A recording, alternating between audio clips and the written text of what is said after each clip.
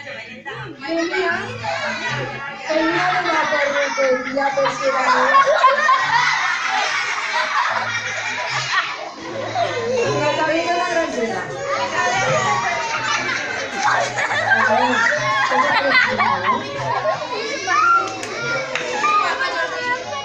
¿A que sí? Pero ¿qué pasa ahora?